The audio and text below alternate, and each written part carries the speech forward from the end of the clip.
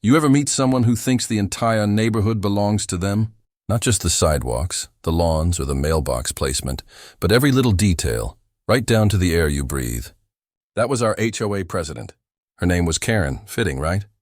She had this perpetual scowl etched into her face like it was carved in stone, a voice that could pierce through closed windows, and a clipboard she clutched like it was the Constitution itself. Every day she marched up and down our street, snapping photos, jotting down infractions, and gossiping about which neighbors had dared to leave their trash bins out 10 minutes too long. She was a one-woman surveillance system, except without the charm or legality. At first, I used to brush her off. Everyone has that one neighbor, I told myself. The type who's bored with their own life, so they decide to micromanage everyone else's. But over time, Karen turned into a storm cloud that never left. You couldn't step outside without feeling her eyes on you. She wasn't just enforcing HOA rules, she was inventing them. My grass was a quarter-inch too long. My mailbox was a shade too dull. My son's basketball hoop, which wasn't even on the street, was deemed an eyesore. And yet, none of that compared to what we eventually found out. See, my son, let's call him Alex, is what you'd call a tech prodigy. The kind of kid who took apart the family computer at age 10 just to see how it worked, then put it back together perfectly before dinner. By the time he hit high school, he was building his own servers for fun, creating apps, and debugging things I didn't even know existed. I trusted him with anything digital because he always had a sharp eye for detail. One evening, I came home late from work. The house was quiet, except for the rhythmic tapping of keys coming from Alex's room. I popped my head in, expecting to see him gaming with his friends, but instead I saw lines of code running across his screen like something out of a hacker movie.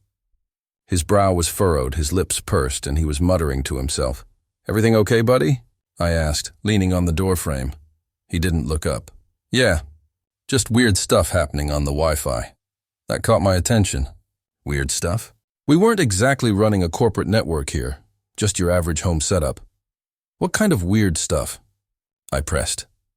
Alex spun around in his chair, his eyes gleaming with that spark he always had when he was onto something big. "Devices we don't own. There's a smart TV connected, a couple of phones, even a PlayStation. None of that belongs to us," I frowned. "Are you sure it's not one of your friends? Maybe you gave them the password?" He shook his head, grinning like he'd just solved a riddle. "Nope, I double-checked.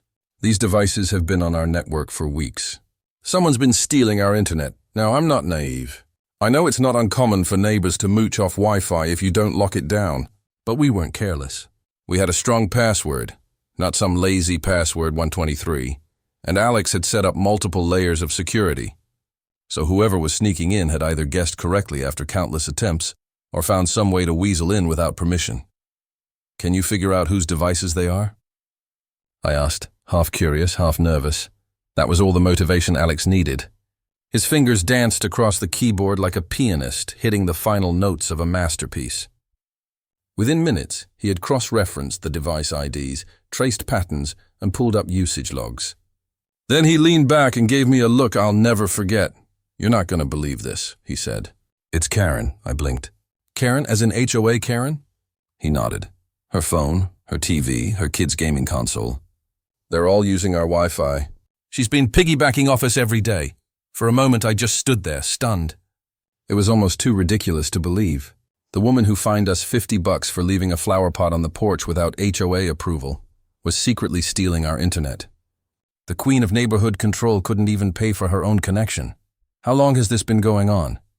I finally asked. "Months," Alex said. "And get this, she's not just streaming shows. She's using our network to shop, download files, and I think even log into HOA systems. That means if something shady happens, it could trace back to us." That last part made my stomach drop. Because it was true. If Karen was careless, or worse, doing something illegal, her activity would be linked to our IP address. That could get us into trouble fast. "So what do we do?" I asked. Alex's grin widened. "Easy. We changed the password. It seemed simple enough. Just lock her out and the problem's solved." But knowing Karen, I had this sinking feeling it wouldn't end there. She wasn't the type to admit defeat. She was the type to throw a tantrum the second something didn't go her way. Sure enough, Alex tapped a few keys, updated the Wi-Fi credentials, and reset the router. "Done," he said with satisfaction. "She's out." I barely had time to pour myself a glass of water before it happened. A loud, angry knock rattled the front door like someone was trying to break it down. My heart skipped a beat. Only one person knocked like that. Karen. I glanced at Alex, who was already smirking. "Showtime," he whispered. When I opened the door, there she was, arms crossed, face flushed red, nostrils flaring like a bull about to charge. "She didn't even bother with a hello. Did you mess with the Wi-Fi?" she snapped. I raised an eyebrow, feigning confusion. "The Wi-Fi? What do you mean?" "My internet stopped working 10 minutes ago," she said, her voice rising with each word. "I was in the middle of an important HOA meeting and suddenly everything cut out." "Don't play dumb. I know it was you." I almost laughed at the absurdity. She'd practically admitted it without realizing. My son leaned against the banister behind me, arms folded, enjoying the show. "Wait," I said slowly. "You mean your internet went out?" "That's strange because ours is working just fine." Her eyes narrowed, darting between me and Alex. "Don't get smart with me. You've changed something. The HOA has the right to monitor community activity, and that includes Wi-Fi. You can't just lock me out." Now, I've heard Karen spew some wild things before, but this took the cake. The HOA had the right to my Wi-Fi? That was a new level of delusion. Alex chuckled, unable to hold it in any longer. "Since when is our Wi-Fi?" "Your Wi-Fi?" he asked, his tone dripping with sarcasm. Karen's head snapped toward him, and for a split second, I thought steam might actually come out of her ears. "This is unacceptable." She shrieked. "Do you realize what kind of trouble you're causing? The HOA depends on reliable internet to keep the community safe and compliant. By cutting me off, you're interfering with official business. That's a violation of the bylaws." I wanted to ask her to show me the page in the bylaws that said, "President gets free internet," but I bit my tongue. Instead, I watched as Alex calmly pulled out his laptop, flipping it open like a magician about to reveal his grand trick. "You want to talk about violations?" he said coolly. "How about we look at the devices that have been connected to our network without permission? Because I've got logs.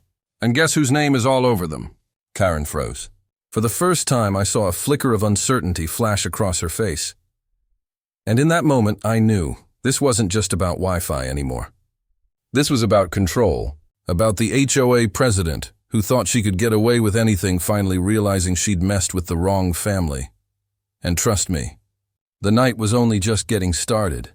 Karen's face was a storm of fury and panic all at once, like a child caught red-handed with her hand in the cookie jar. For a woman who strutted around the neighborhood with all the self-importance of a small-town dictator, she wasn't used to being challenged, especially not by a teenager who had receipts. She sputtered for a moment, trying to gather herself. "Logs? What logs? You think you're clever, but you don't understand how these things work." Alex spun his laptop around so fast the words died in her throat. On the screen was a neatly organized chart listing every device that had ever connected to our Wi-Fi in the past few months. I couldn't help but marvel at the precision of it. Timestamps, MAC addresses, even model types. And there they were, clear as day. Samsung Galaxy S21, Sony PlayStation 5, LG Smart TV, iPad. None of those belong to us. Recognize any of these? Alex asked, his voice calm but cutting, like a surgeon with a scalpel. Karen's jaw twitched. She took a step back, eyes darting away from the screen. This is an invasion of privacy. You can't just spy on people like this." I almost laughed. "Privacy? You've been using our Wi-Fi without permission. That's not privacy. That's theft." Her face flushed even deeper red, a color I didn't think human skin could reach. She jabbed a finger in Alex's direction. "This little hacker has no right to accuse me of anything. I'm the president of this HOA, and you should be thanking me for all the work I do to keep this community safe." Alex leaned back in his chair, completely unfazed. "You keep saying safe, but do you realize what you've actually been doing?" He clicked a few keys, pulling up a graph that showed bandwidth usage spikes. "Every time your kid plays Call of Duty on our connection, every time you binge watch your reality shows, you slow down our connection. And that's not the worst part." He paused for dramatic effect, and Karen swallowed hard. You've been logging into HOA accounts through our network, which means if there's ever a security breach or if any sensitive information gets leaked, it traces back to us. Do you have any idea what kind of legal trouble that could cause? Karen blinked rapidly, like she was trying to process the words but couldn't keep up. That's ridiculous. You can't prove that. Alex smirked and tapped a key. Instantly, a screenshot filled the screen, an HOA login page, complete with a timestamp that matched one of her unauthorized connections. I could see the moment realization dawned on her. Her shoulders stiffened, her lips pressed into a thin line, and for the first time, she didn't have a comeback. I stepped in, folding my arms. Karen, you've crossed the line. This isn't about fines or lawn ornaments anymore. You've been stealing from us. And worse, you've been reckless. If you want to run the HOA, that's your business. But you don't get to drag my family into it by risking our name, our finances, and our internet. Karen's hands trembled slightly as she tried to regain her composure. Look, maybe there was some kind of mistake. Maybe my device is connected accidentally. You know how these things work. Signals overlap. Passwords get confused. It's all technical stuff, Alex chuckled, shaking his head. Accidentally? Lady, you've been on our network every single day for months. That's not an accident. That's freeloading. And you knew it. The silence that followed was almost painful. I could hear the faint hum of the refrigerator in the kitchen, the distant chirping of crickets outside. Karen opened her mouth, then closed it again, like a fish gasping for air. She wasn't used to this, to being cornered, outsmarted, and exposed. Finally, she tried to shift gears. Well, if I did use it, it wasn't intentional. And if it was intentional, it was only because the HOA needs reliable internet to function. It's for the community. You wouldn't want to jeopardize your neighbor's safety, would you? I stared at her in disbelief. So let me get this straight. You're saying you stole our Wi-Fi for months because it was for the greater good? She nodded quickly, desperate to cling to the excuse. Exactly. It's like a community resource. We all pitch in to keep the neighborhood running smoothly. Think of it as a donation, that was it. I couldn't hold back anymore. I laughed, a deep, genuine laugh that shook the tension right out of me. A donation? Karen, you never asked us. Donations are voluntary. What you did is called theft. Plain and simple. Karen's eyes flickered toward Alex again, as though she was hoping to intimidate him into silence. But my son wasn't intimidated. If anything, he was enjoying every second of dismantling her facade. You know, he said casually, it would be really easy for me to send these logs to your internet provider, or the HOA board, or even the police. Unauthorized access to a private network isn't just rude, it's a crime. Her face went pale. The queen of fines and bylaws suddenly reminded that the rules applied to her too. She gripped her clipboard tighter, knuckles turning white. You wouldn't do that. You don't want to cause a scene. Alex raised an eyebrow. You sure about that? Because if anyone's been causing scenes around here, it's you. The words hung in the air like a gavel slamming down in a courtroom. Karen shifted uncomfortably, her power slipping through her fingers like sand. For once, she wasn't in control. For once, she was the one being judged. She tried one last desperate attempt to claw her way out. Fine, maybe I used your Wi-Fi. But it's not like it hurt anyone. You're overreacting. Just give me the password again, and we can all forget about this little misunderstanding.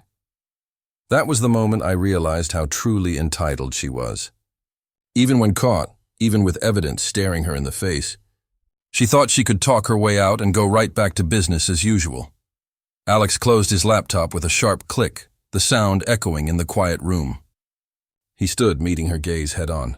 No, Karen, you don't get the password. Not now, not ever again. You've been exposed, and if you try anything else, trust me, we won't forget it. Her mouth opened like she wanted to argue, but no words came out.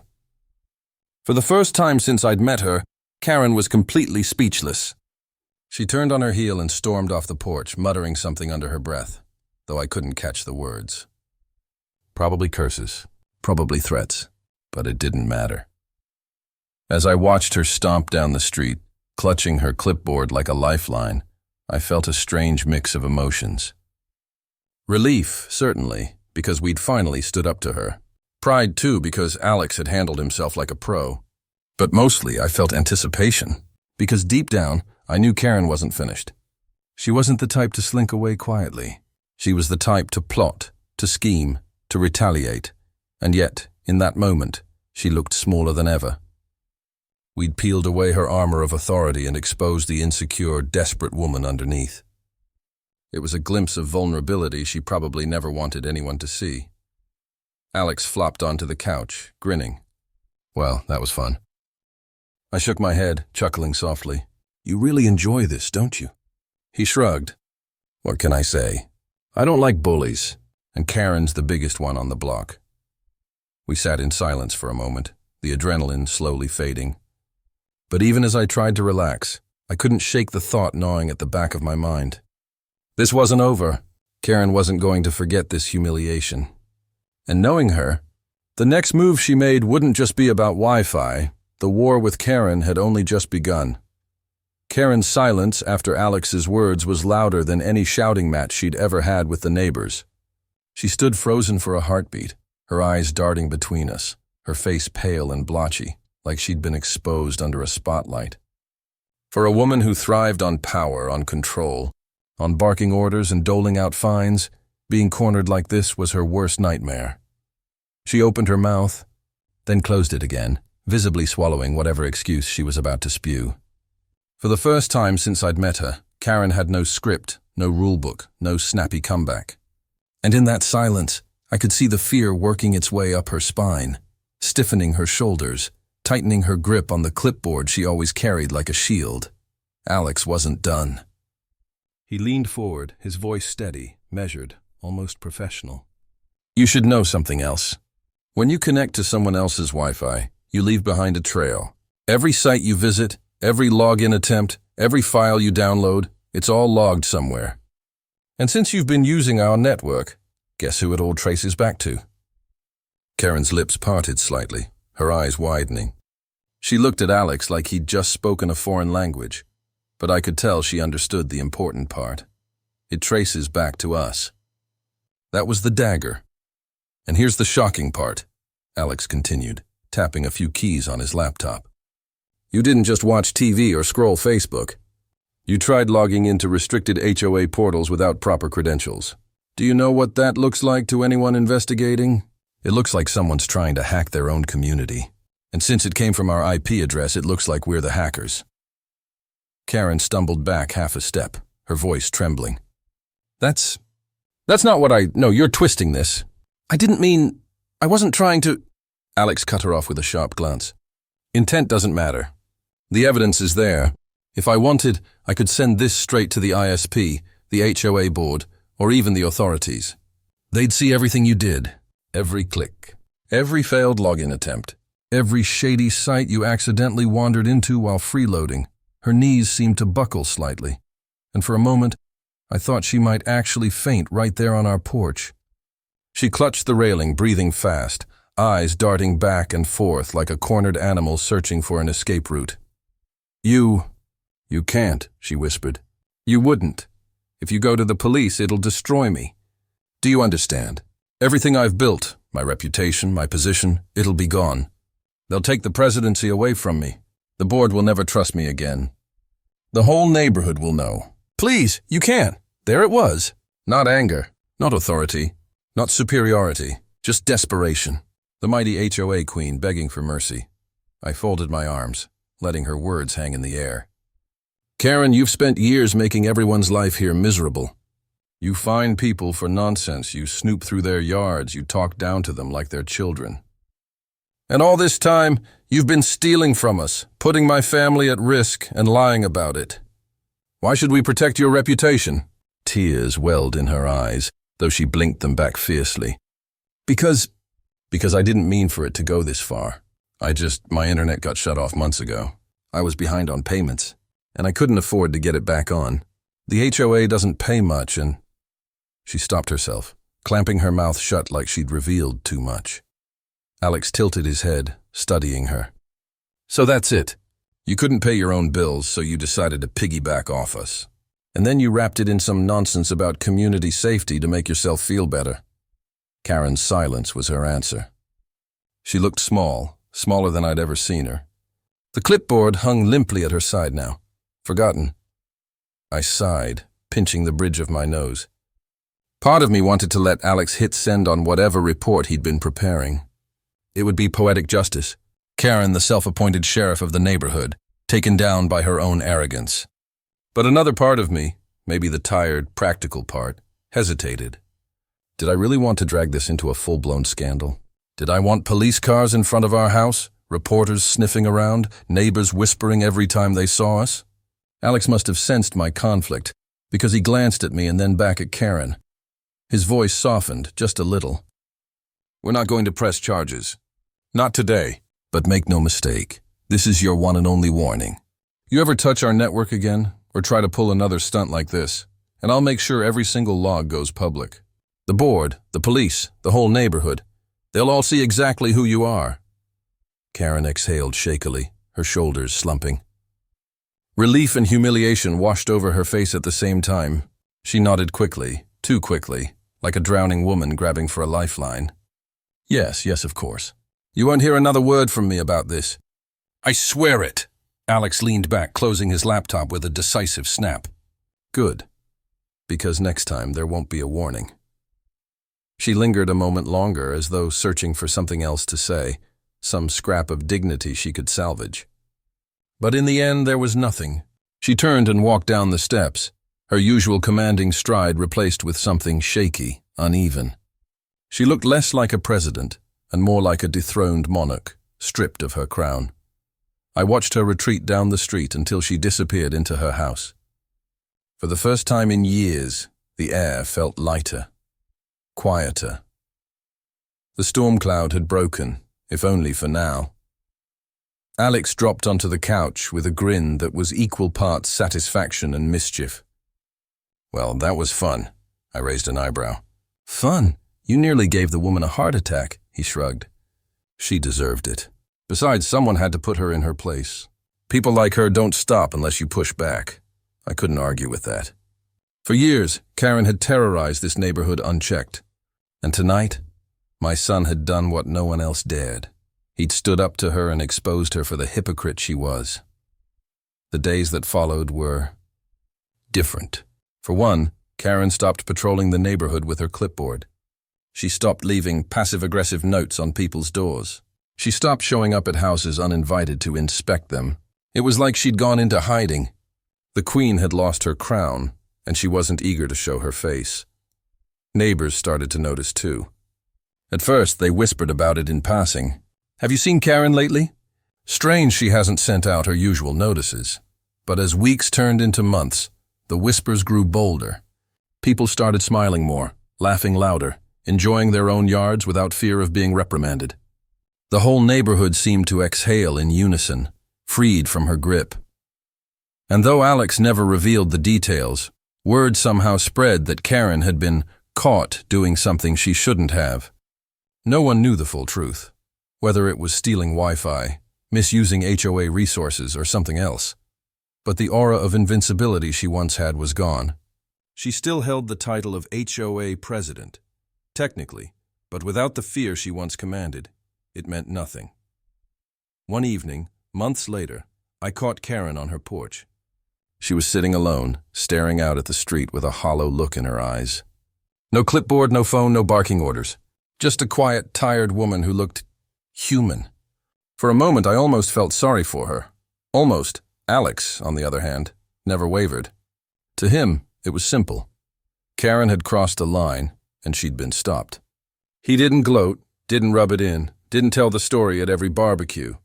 He just carried on, like it was another problem solved, another line of code debugged.